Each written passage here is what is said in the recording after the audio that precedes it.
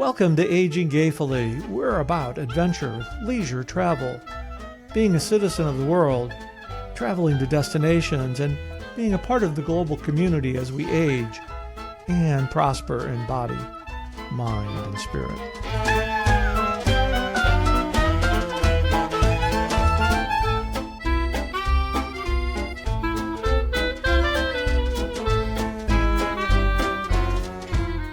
Welcome to Aging Gayfully. I'm Josh.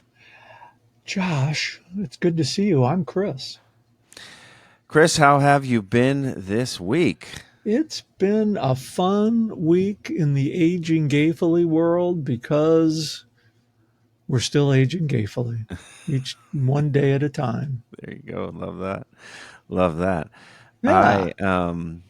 Yeah. It's been a weird week, but I did get to go out some this week. Amanda and I went out. I went to a pub on Wednesday or Thursday night. Yeah. And then last night, which was Saturday night, actually not night, mid evening, we went to a 50th birthday party at a friend's bar. So it's my friend Jacob and his wife turned 50, and Jacob owns a bar. And you want to get to know people who own bars because they throw parties at their bar and they give you all the free drinks and they provide all the food. Is glorious. So this is what we've done. You know, I've always said that it's good to know, it's good to have friends in two places. It's good to know your bartender, and even better if the bartender owns the bar. And it's good to know your pharmacist so that the pharmacist could help fix anything that you... Very good, very good. You know, the mixologist to the pharmacist. That's right. My friend Mike O'Malley, nice Irish gentleman, told me this story. His dad taught him at a very early age that when you move into a new place, you need to first thing find your pub, right? That's the most important thing, is to find your pub. And when you find your pub, the first time you go in there, you chat up the bartender, you find out where you want to sit, you have your beverage, you order only one beverage, and you tip your bartender $20. He said from then on out, the bartender will remember you and will take care of you. That's an important tip. Yeah. So I always trust Irish people when they tell me about how to treat. I get that one too. Yeah. Yep. So there you go. Yeah. That little tip there was for free from my friend Professor Mike O'Malley. We need to have him on the show. we oh my gosh, he's such an interesting bloke, and he's kind of like you know Jeff Goldblum. Oh yeah, Jeff Goldblum's from St. Louis. Yeah. Oh, very interesting. Didn't know that. You know, yeah. Jeff Goldblum has a very distinctive way about being Jeff Goldblum. Yeah. And Mike O'Malley has a very distinctive way about being Mike O'Malley. So I'd love to have him on. It's funny. I remember the first time I saw Jeff Goldblum in a movie, but now I can't think of the name of the movie, but I'm sure it'll come because Glenn Close was in the movie. Oh God, it's 30 some odd years ago. It was a classic. Kevin Kline was in the movie. Oh, in one movie? Yeah. Yeah, there was. Let me shift my look to my big screen here, and the Big Chill. That's it. Yeah. And you know who else was in the Big Chill? Even though the only part that he was shown was when they were stitching up his pretending stitching up his wrist because he had slit his wrist. Kevin Costner. He never got an appearance. I think he got a credit, but that was one of his first movies also. So wow. Well, we're gonna do music today, but we need to do movies. This is a good transition, though, because it's causing us to think back on movies from the 80s. And what I'd like to do is just look at the different eras of music that we have experienced and kind of talk about what music meant to us. Maybe there are specific songs, maybe there are specific bands, Hmm. and just see where that conversation takes us. Because the reality is, music, I believe, is very, very powerful, Yeah. and it can take us to, It takes us to, yeah, it takes yeah. us, it both takes us internally and externally, and it connects people in ways that you wouldn't believe. So I want to start with an era I didn't actually live through, but it's a song that is one of my special songs, and it is from 1967. I was born in 1971, but the song is from 1967. "Can't Take My Eyes Off You" by Frankie Valli. Oh yeah. There's just something about that song. I don't know if it's the build up. I don't know if it's the horns. I, that song just sends me. It very much reminds me of being a young kid in the 70s, and that's probably where I first heard it. It is such a great and joyful song, and the message is just such a great message of love and longing, and "Can't Take My Eyes Off You," Frankie Valli. That is my Did song that's representative of the 60s. Did you ever see Jersey Boys? I did. I mean, every song. I mean, is there a Frankie Valli song that we don't like?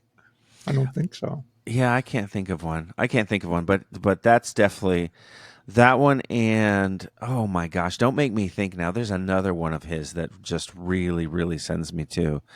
So anyway, no, that's my first song, and that's definitely takes me to a place. Yeah. So in that era, which since I'm about a few years older than you, when I think of music at that in that period of time, I often think of my sister Jerry because Okay. out of all my siblings, I was around her the most. Mm-hmm. And I mean, I just got to go with Diana Ross and the Supremes. Oh, very nice.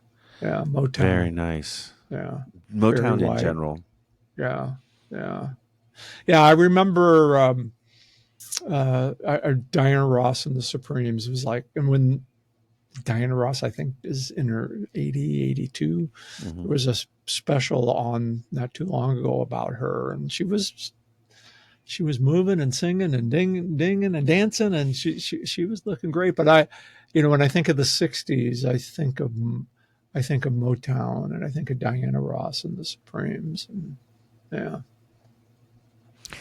Yeah, Motown is great. There's so many classic pop and rock songs come from that era, and juxtapose that with the fact that those artists weren't necessarily given the respect that they deserved because they were black and they were a part of a, right, you know, and yet you had white culture consuming their art, but they still didn't have an equal place in society, which, mm. there's also a parallel uh, of that and the gay community by Oh, far. very much so.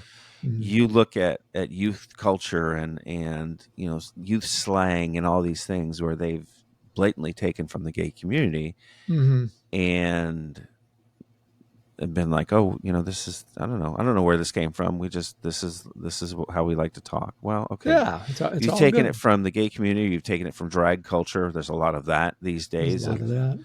Oh yeah, of just taking from that. So I resonate with Motown because of that as well, yeah, and my wish that these artists had been treated in a way that was equal to how their art was consumed. exactly. Mm-hmm. So, but that's all I have for the '60s because I actually wasn't alive for the '60s. So, Well, I got your back. okay, do you? What is the first connection with? What year were you born, by the way? 57. Okay. So your first connection with music in a way that seemed meaningful to you as a kid. Do you remember a time where all of a sudden you're like, "Oh, music is cool," or "Oh, I love this song." Well, other than thinking about my sister Jerry and her, she had this desire. She wanted to be a singer in a band. Hmm. And of course, our father forbid it. You can't do those types of things. But, since she was kind of entrusted with my care most evenings while they were out, speaking of bars, they owned a bar for a period of time. Um, she would drag me wherever her band practice was. So I was always present with her when she was rehearsing and practicing. But again, when I think about that, I just, even to this day, it always comes back to what I mentioned earlier, the Supremes. That was my first um, indication of music. And then you get into the 70s, and of course you're starting to get into cassettes Yeah. and 8 tracks and all that. And I think it's funny. I saw a T-shirt the other day. It had a cassette.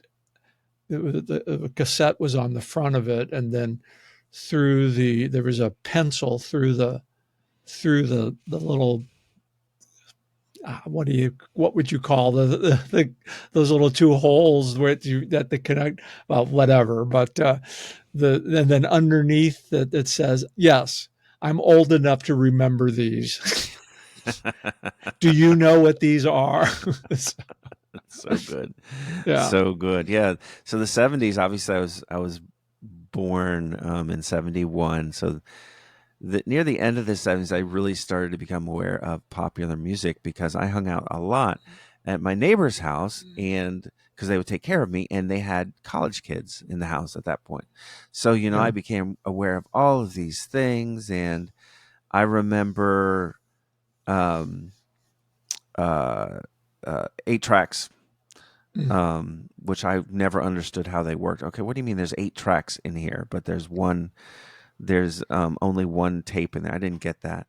Yeah. But the song that stuck with me during the 70s, and that is one of my favorites even today, is Goodbye Yellow Brick Road. Goodbye. Yeah. And in Mm. general, I early on became aware of Elton John. Yeah. And Hmm. it's funny because I'm a kid there, and I see Elton John maybe in a magazine or maybe on TV. And he dressed so stylishly and so outlandishly that, I thought he was just another Muppet, because I loved the Muppet Show back then too. So I was Right. just like, look at this character off Sesame Street here, and he sings. And he Um, sings. Yeah. but that song is such a great song about, yearning for a simple life, and Hmm. uh, of course, using the metaphor of the yellow brick road and everything that connected Right. with me as a kid because I was aware of it. So Elton John in general to me is very 70s, and that song specifically, I still listen to it today and I love it. Yeah. Well, you mentioned earlier, what triggered music for me, and then I was sitting here thinking about it, and I remember now, like in the early '70s, there was a TV show. I think it was the early '70s. Well, sometimes in the '70s, it was the Monkees had a TV show, Oh, sure.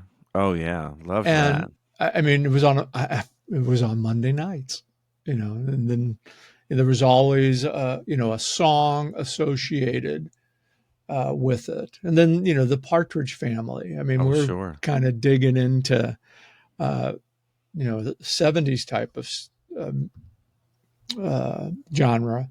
But that would be if there was something that triggered interest in music, it would be through television shows. And then thinking about the '70s for me, it's kind of like, oh, well, I was very fortunate to work as an usher at the St. Louis Arena. So some of the concerts that I would see in the '70s, I sat through 2 sessions of Bob Dylan Hmm. in the '70s. The fragrance in the arena was quite intense. I'm sure. Yes. Yeah, and then one of the best concerts I saw in the '70s was Elton John. Yeah. Yeah. Yeah.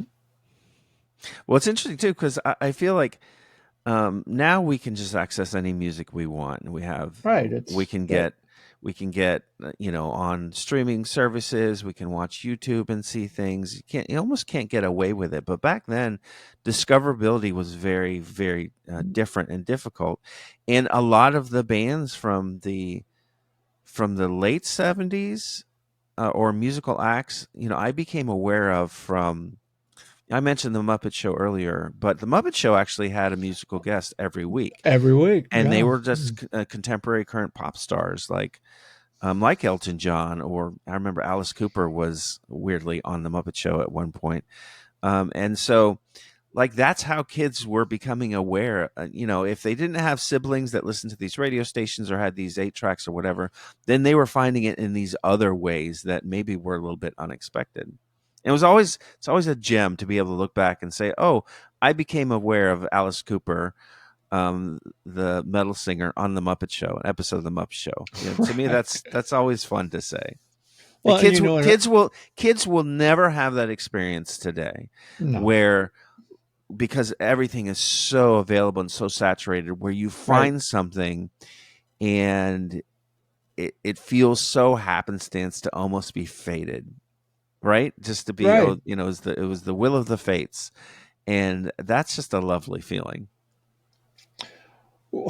And another TV show that really accentuated musicians, and they just had their 50th anniversary was Saturday Night Live. Oh, sure. Of course, I never stayed Yeah, up that late, but sure.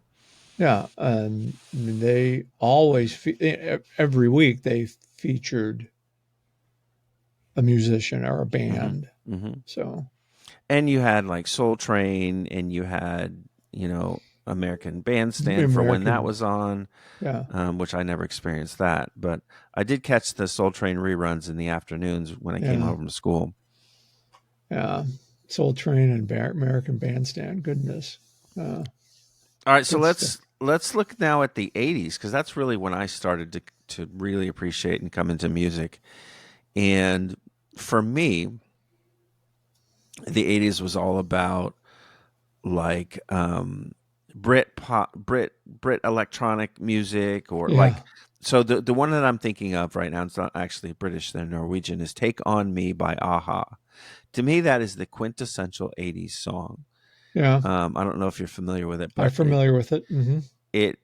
I have an '80s playlist, and that's always first on it. Now, interestingly, the reason why I fell in love with that song is because the music video was so artistic and so interesting. It was composed in such a way that you thought that the lead singer had fallen into a kind of a cartoon world, and Hmm. the concept was so out there for that time. And so this is when, for me as a kid, video really started to influence what I listened to, Well, because MTV had come out. So you just took the words right out of my mouth. When you think about MTV, what it mhm. was when it started and what it is now, it's like MTV played such a big role in um, in getting people interested in the music.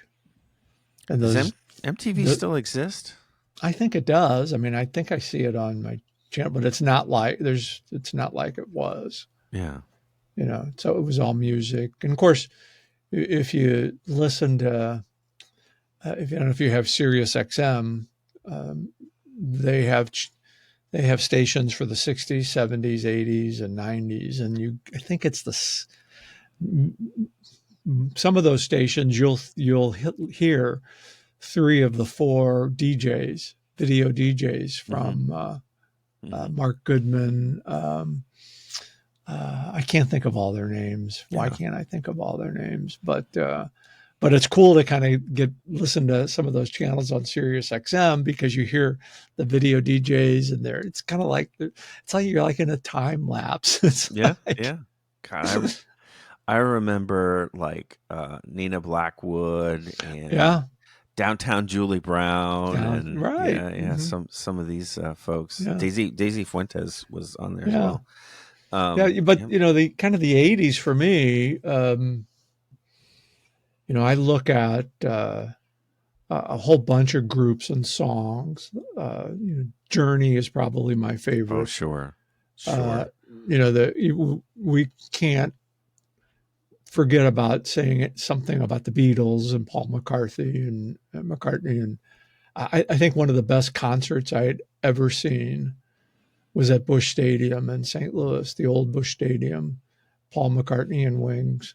Oh, sure. Yeah. Oh my God, that was that was like one of the that was the best. I think that was probably the best concert I had ever been to because it was entertaining. Well, Bette Midler's concert was pretty entertaining too, but Well, the '80s for me, I was also bowling yeah.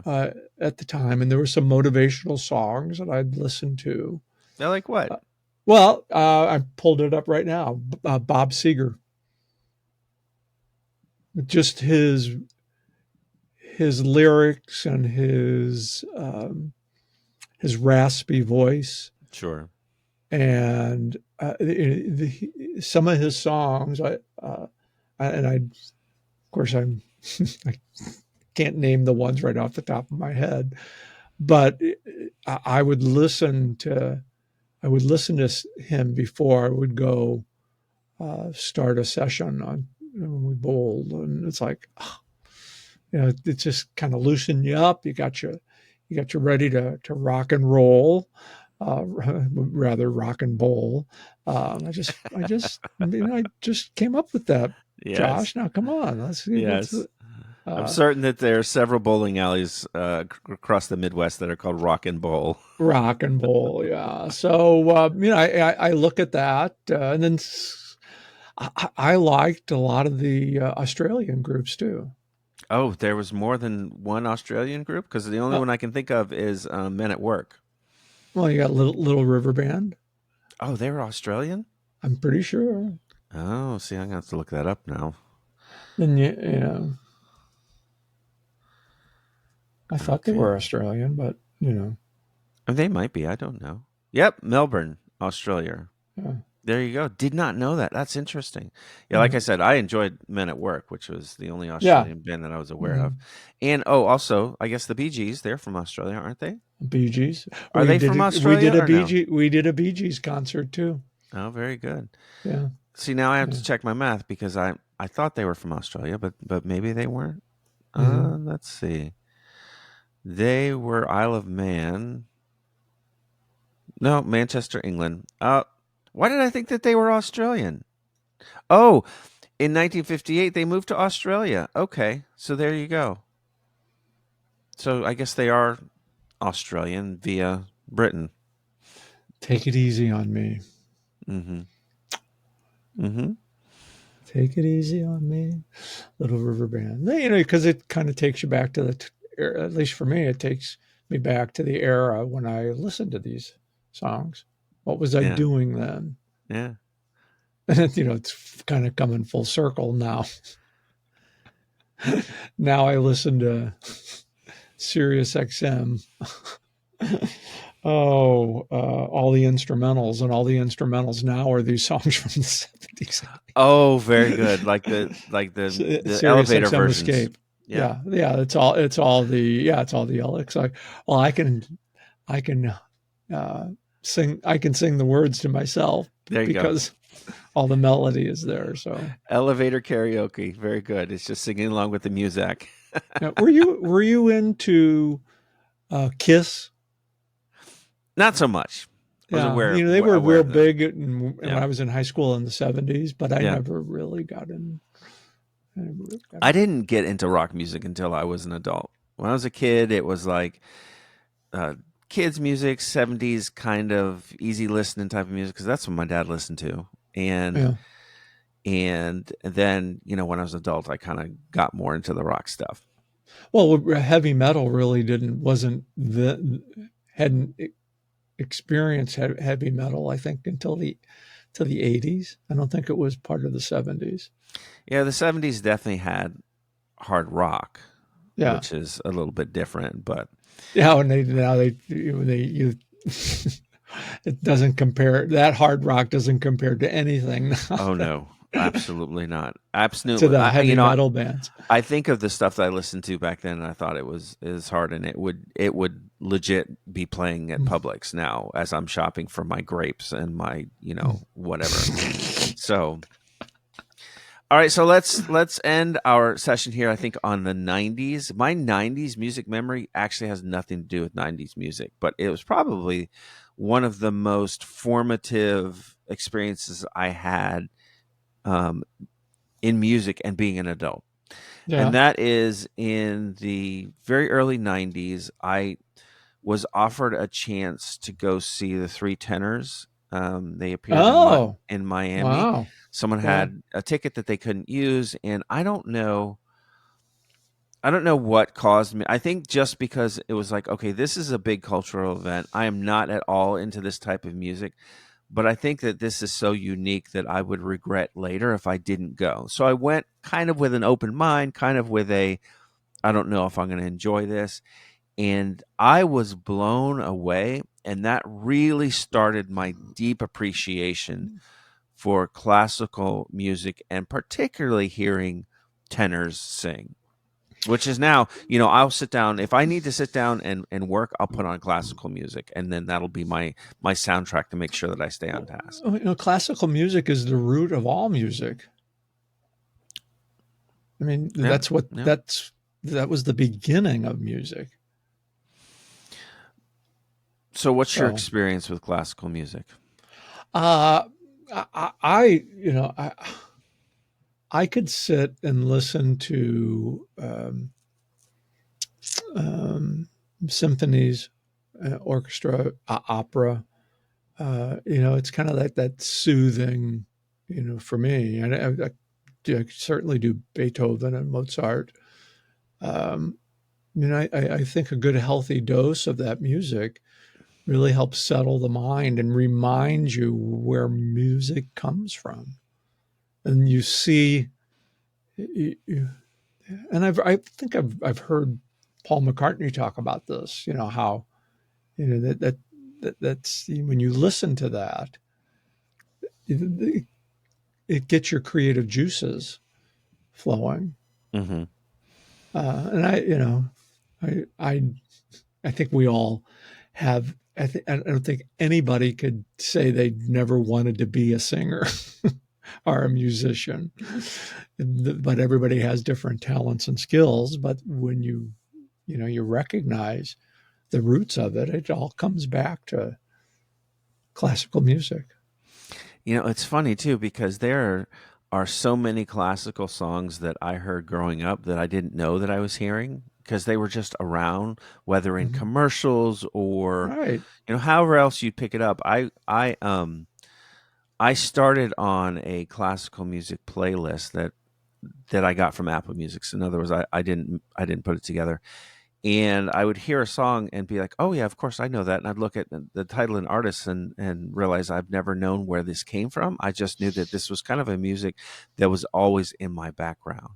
Hmm. So that's kind of neat. And the other thing is, I think that kids are primed to appreciate classical music if they consume movies because a lot of times the soundtrack to movies is orchestral, your Very much so. typical classical orchestral makeup, and so And then when you that's go classical. to the theater, and they have an orchestra, and when you go see a play or a Mm. performance, I mean it just you know live music. It's a turn on. It really is. It Yeah. really is. Um, Now, I will also put a plug in there for the fact that research has shown that classical music, particularly, has a very positive impact on cognitive health and emotional well-being. So I'm going to Mm. plug that in there just so that we feel like we've really, really made a difference with this show, as opposed to just sitting around gassing about these songs. Music is powerful, and it takes us to places, like you said, and it can also take us through places as we're going through difficult times. Yeah, very much So so. There you go. What I want to know out there, dear listener and watcher, what music you love. What music did you grow up with? What music took you through a difficult time? Yeah. How can they? What's your go-to song? That's right. How can they let us know that?